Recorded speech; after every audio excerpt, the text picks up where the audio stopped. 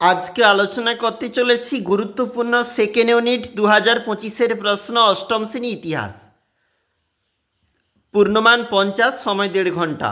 সঠিক উত্তর নির্বাচন 1 × 10। দাদন বলতে বোঝায় অগ্রিম অর্থ।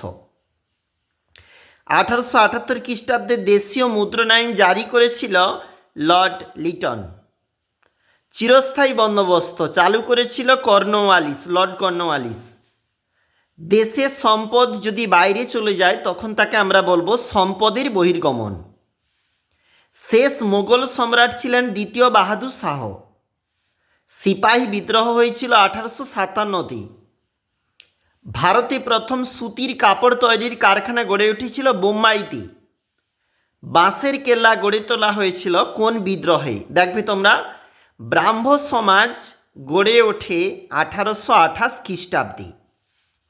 জাতীয় শিক্ষা পরিষদ গড়ে উঠেছিল 1906 খ্রিস্টাব্দে। তারপর দেখো, একটি বাক্যে উত্তর 1 × 10। ফরাজি আন্দোলন কে গড়ে তুলেছিল? হাজি শরীয়তুল্লাহ। দাক্ষিণাত্য হাঙ্গামা হয়েছিল কবে? 1875 খ্রিস্টাব্দে।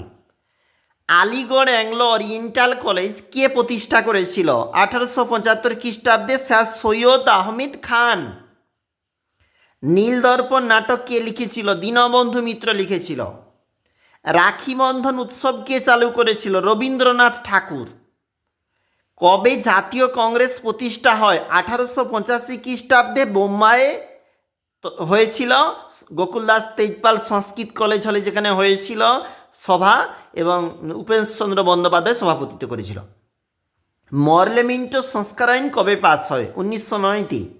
আর্য সমাজ কে প্রতিষ্ঠা করেন? দয়ানন্দ সরস্বতী। হিন্দু মেলা কে প্রতিষ্ঠা করেছিল? দেখো, নবগোপাল মিত্র। বাংলায় ইজারাদারি ব্যবস্থা চালু করেছিল ওয়ারেন হেস্টিংস।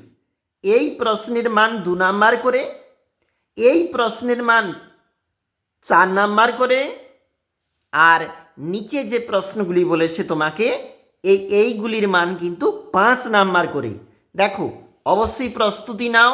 আমাদের প্রতিটা ভিডিওতে কিন্তু গুরুত্বপূর্ণ প্রশ্ন আলোচনা হয়।